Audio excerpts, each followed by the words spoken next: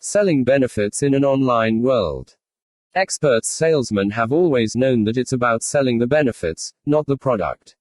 While it may seem counterintuitive online, the same strategy is still the most important strategy to generate sales for many of the same reasons.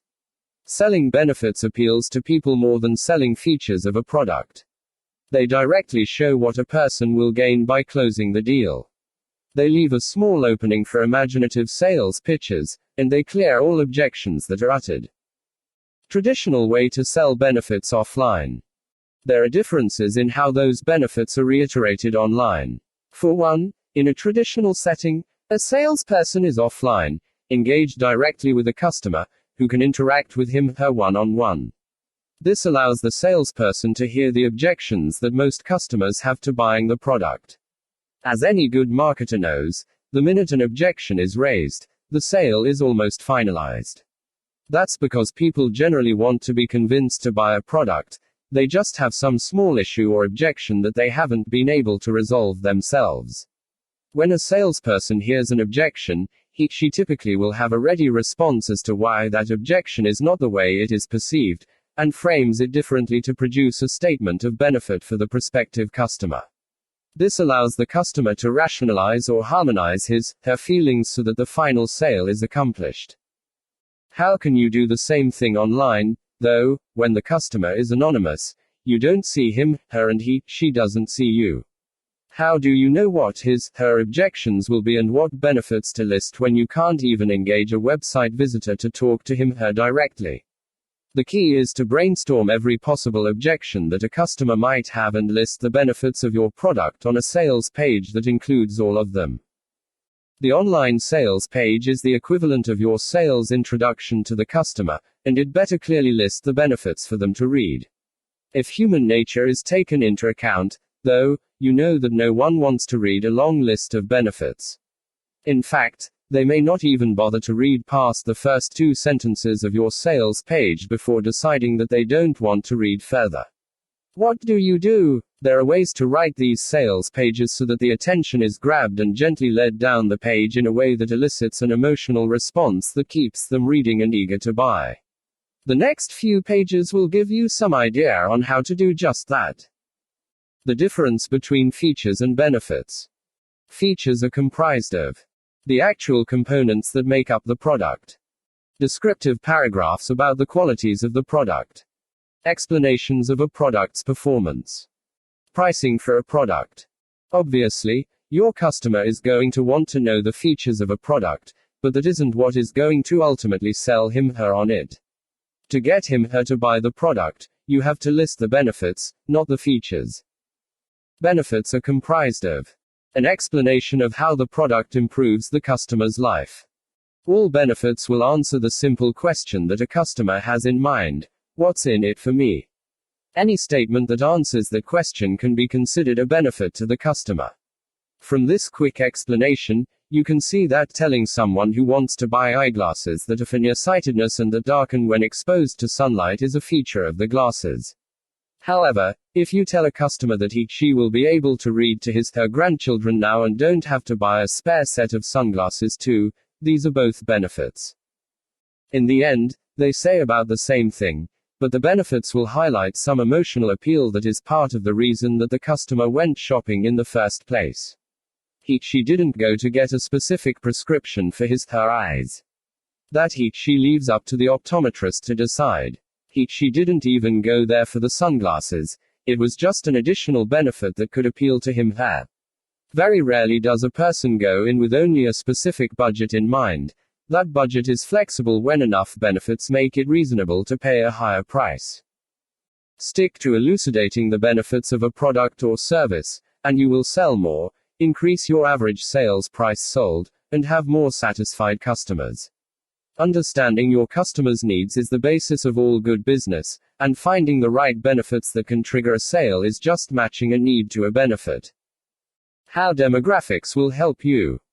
If we were to brainstorm benefits for any one product or service, the list could be endless. The problem with this approach is that a benefit is only seen as beneficial if the customer has that need to meet. If you are brainstorming benefits for a new toothpaste, and you come up with the possibility of using it to patch nail holes in the wall, you'll probably elicit peals of laughter, not a sale. Is it a benefit of white toothpaste? There are some people who do use it like a compound, but not that many people would solely go out to buy your toothpaste based on that. The demographics that have a need to fill a hole with toothpaste is pretty small. Obviously, it's not a benefit that you would choose to list online. How do you decide to pick one benefit over another to list on your sales page then? In one word, demographics. What benefits to highlight? Every website has a specific demographic that it is trying to attract. Your core audience may be comprised of people within a specific income level, educational level, or heritage. You should know as much as you can about the demographics of the people you've attracted so that you can market to them better. If you don't know who is visiting your site, set up some surveys to help you define the demographic better and to reward people for participating with a sales coupon or discount. The demographics will tell you the amount of money your customers have and what their most pressing concerns might be. It will also give you ideas of what products and services are most important to people who visit your site. If you don't have any idea about income levels, you can always set up 3 different product lines: cheap, mid-priced, and expensive product lines. You can see which are selling best and to whom, and then set up your customer lists this way. If your demographic is young single professionals and you are selling office supplies, you would want to include the latest electronic gadgets that they might use, from phones to laptops. The benefits you might highlight are trendy and technologically advanced solutions. If you are looking at a demographic of parents with young children, their top concerns will be childrearing, safety, and convenience. Understanding your demographic is going to help you pick out the top benefits that you will use to hook your reader into reading the rest of your sales letter. You will only have a few seconds to grab the reader's attention, so you have to know what the top benefits might be for that demographic to have a strong sales letter. Promoting the top benefits. After careful consideration, you might decide that your demographic is single parents and that their top concerns are convenience and money. The products that you are selling might be anything from disposable diapers to an online babysitting service, but the top benefits should clearly be triggering the basic psychological needs of this group. In order to do that, you are going to take the topmost benefit and phrase it as the heading of your sales page. This is your hook to catch their attention and to get them to read more of your sales letter. The eye-catching headline. If the product is a monthly disposable diaper club, you might want to include convenience as the top benefit. In that case, your hook might show an image of a mother trying to balance a load of diapers up a flight of stairs while she holds her baby crying in the other arm. The look of distress on both their faces might accentuate the benefit of joining a monthly diaper club. Your hook might ask, trying to juggle career, house, and potty training at the same time. The fantastic diaper club frees up your hands and mind for the things that really count. The font on your headline benefit should be larger than any other font on the page.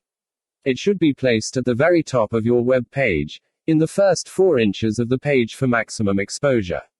Some internet marketers even use a bright red font to set it off from all of the other text. The expansive subheading. Directly underneath the main headline should be a supporting subheading, with the second largest benefit being listed. In this case, it might be cost, and you can say something like, for the price of 2 Starbucks cafe lattes, you can change your baby's diaper 3 times a day and still have a spare for special occasions. In other words, they'll never run out when they most need them. By supporting the main heading with an expansive subheading, it anchors the benefit in the mind of the consumer and teases them to read a little more. Have we said anything about the program, the type of diaper, or how it all is going to be done? Absolutely not. That would be selling features and not benefits, and we still haven't found out what the objections to the product might be. In fact, even the web visitor might not even know what objections he/she will have until he/she reads further. That's why the next step after engaging the reader through a personal story or entertaining quip is to list all of the